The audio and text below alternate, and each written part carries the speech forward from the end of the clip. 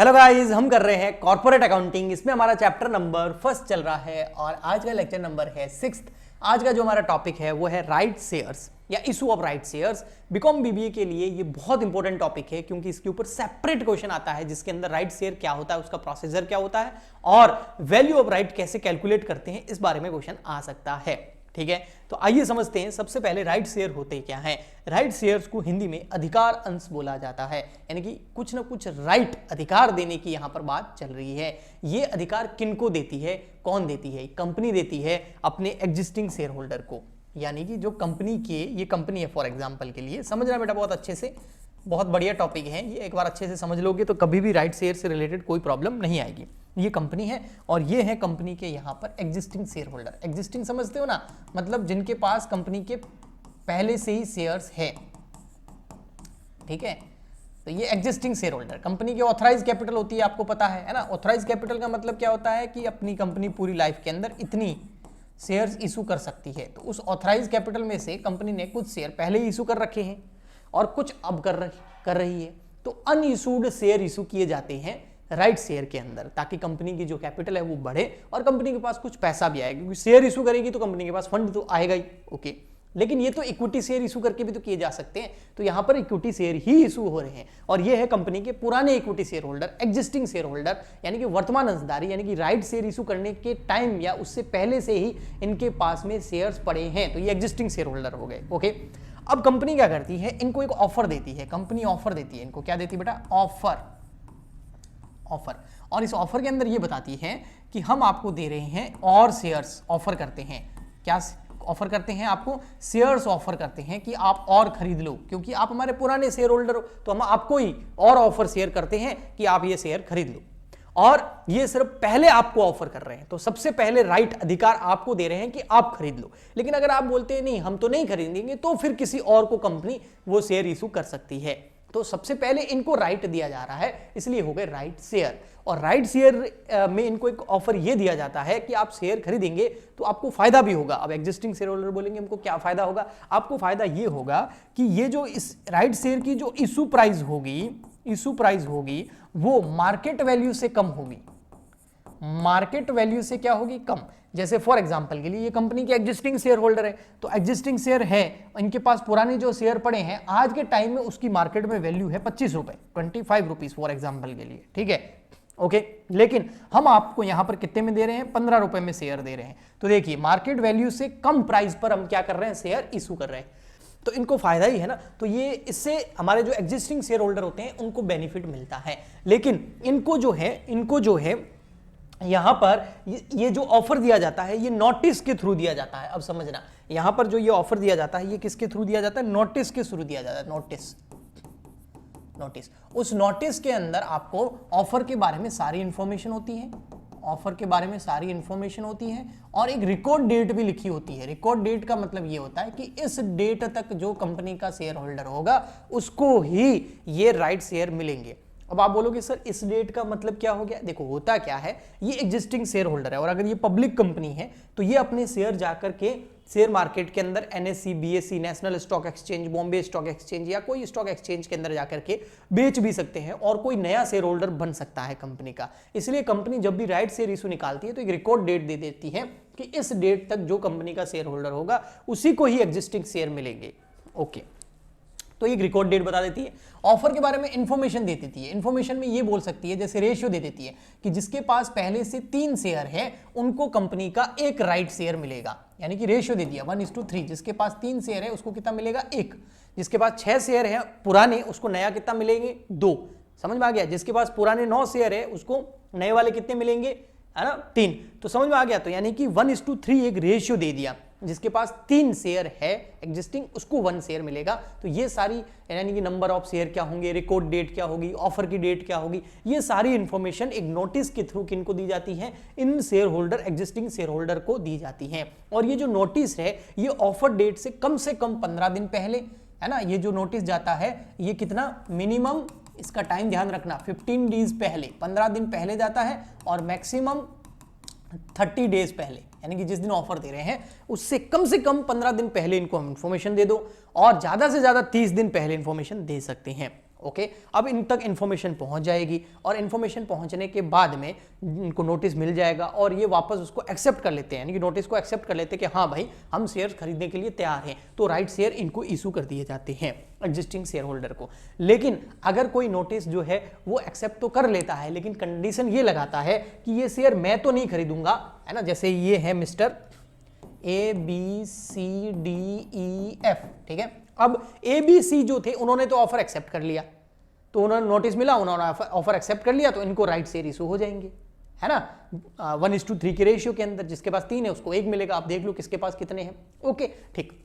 But mister जो D है ये क्या बोल रहा है, देखो मिस्टर डी बोल रहा है कि मैं राइट शेयर जो है वो मैं तो नहीं लूंगा, लेकिन मैं चाहता हूं कि इस राइट को जो है एक मेरा फ्रेंड है मिस्टर जेड, तो उस मिस्टर जेड को ये शेयर आप दे दो। तो इसको क्या बोलते हैं, इसको बोलते हैं राइट को रिनाउंस करना, राइट को रिनाउंस,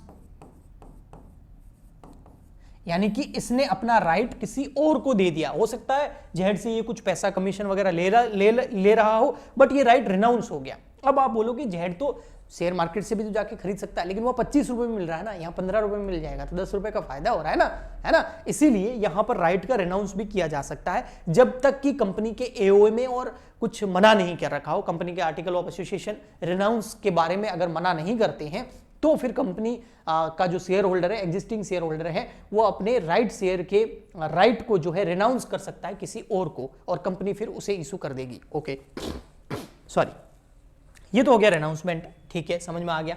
और चीज समझिए, इन तीनों ने तो एक्सेप्ट कर लिया, इसने रिनाउंस कर दिया। ई और एफ जो है उसमें से कोई भी बंदा जो है 15 दिन पहले इनको नोटिस कम से कम भेज दिया और मैक्सिमम 30 दिन पहले इनको नोटिस मिल गया और इन्होंने कोई उसका रेस्पॉन्स नहीं किया, तो फिर कंपनी क्या करेगी, इन दोनों की जो शेयर देने हैं वो इन दोनों को ना दे करके किसी और को इशू कर सकती है। किसी और को मतलब जरूरी नहीं है शेयर होल्डर को, किसी को भी इशू कर सकती है, मतलब पब्लिक इशू कर सकती है। ओके समझ में आ गया आपको, ये बिल्कुल सिंपल।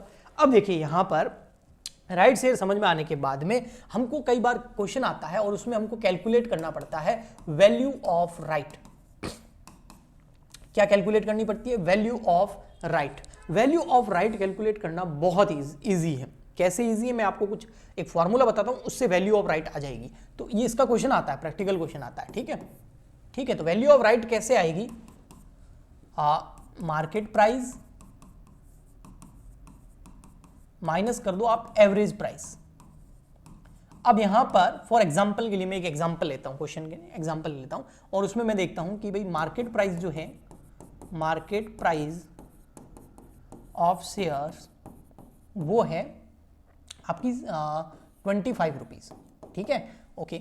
और इशू प्राइस जो है, इशू प्राइस किसकी, इशू प्राइस राइट शेयर की, ठीक है, राइट शेयर की, वो है आपका फॉर एग्जाम्पल के लिए 15 रुपीज, ठीक है ओके। और यहां पर हम क्या करते हैं, ऑफर क्या है, ऑफर है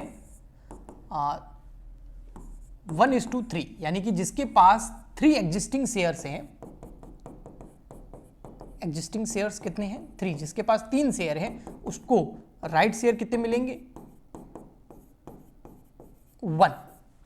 अब कोई बोले सर 2 शेयर ये तो मिलेगा ही नहीं, कम से कम 3 होंगे तब जाके, किसी के पास 30 है तो उसको 10 शेयर मिल जाएंगे, ऐसे, ठीक है, ये ऑफर है। अब आपको क्या निकालना है, वैल्यू ऑफ राइट निकालना है कि उसको बेनिफिट कितना हुआ। तो हमको क्या लग रहा है 25 में से 15 लेस कर दो तो बेनिफिट कितने रुपए का हो गया, 10 रुपए का, नहीं वो रॉन्ग हो जाएगा, है ना, ऐसे नहीं करना है। वैल्यू ऑफ राइट यानी कि उसको फायदा कितना, वो कैलकुलेट कैसे करेंगे। तो देखिए इसमें सबसे पहले आपसे क्या पूछिए, मार्केट प्राइस, है ना, तो मार्केट प्राइस कितनी है 25 रुपीज, तो क्या 25 लिख दूं, नहीं 25 नहीं लिखनी है आपको।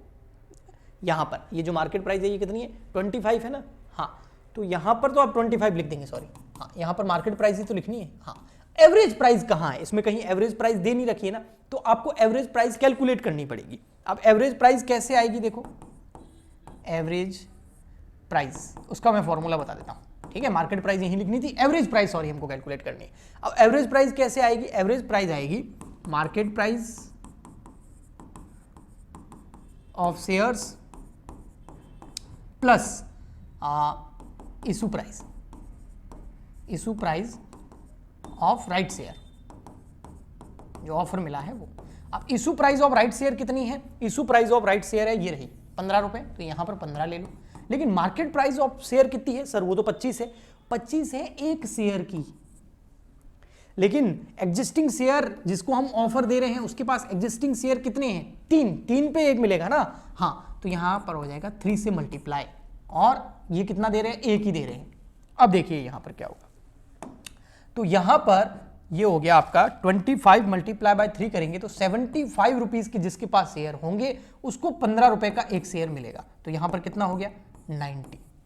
तो ये हो गया आपका। अभी एवरेज प्राइस आया? नहीं, अभी एवरेज प्राइस नहीं आया। अब एवरेज प्राइस कैसे आएगा? देखो, ये जो 90 रुपीज आई है टोटल वैल्यू, ये कितने शेयर पर है? ये है 4 शेयर पर। आप बोलोगे सर 4 कैसे? 3 शेयर तो 75 रुपए वाले एग्जिस्टिंग और 1 शेयर नया, तो कितने हो गए? 4। तो यहां पर आपका कितना आ जाएगा? 22.5, यही आएगा ना? 22.5, 90 डिवाइड बाय 4, यस 22.5। तो इसका मतलब एवरेज प्राइस कितनी आ गई? 22.5। तो यहां पर हम क्या करेंगे? 22.5 लेस कर देंगे। अब 25 माइनस 22.5 करेंगे तो 2.5 आएगा, और तो क्या है। तो ये जो 2.5 है ये क्या है? ये है वैल्यू ऑफ राइट, ना कि 10 रुपए वैल्यू ऑफ राइट है। तो ये था आपका राइट शेयर के ऊपर छोटा सा लेक्चर, लेकिन बहुत इंपॉर्टेंट लेक्चर था। नेक्स्ट लेक्चर के अंदर हम बोनस शेयर के बारे में बहुत अच्छे से पूरा डिटेल में आपको समझाएंगे, क्योंकि उसके ऊपर भी एग्जाम में क्वेश्चन आता है। ठीक है, तो आपको इन लेक्चर से काफी मदद मिल रही होगी। प्लीज ज्यादा से ज्यादा लाइक करें, शेयर करें, सब्सक्राइब करें, कमेंट करें, तब कि हम आपके लिए इसी तरीके के लेक्चर लाते रहें। मिलते हैं नेक्स्ट लेक्चर में। आज के लिए इतना ही, तब तक के लिए good bye and thank you.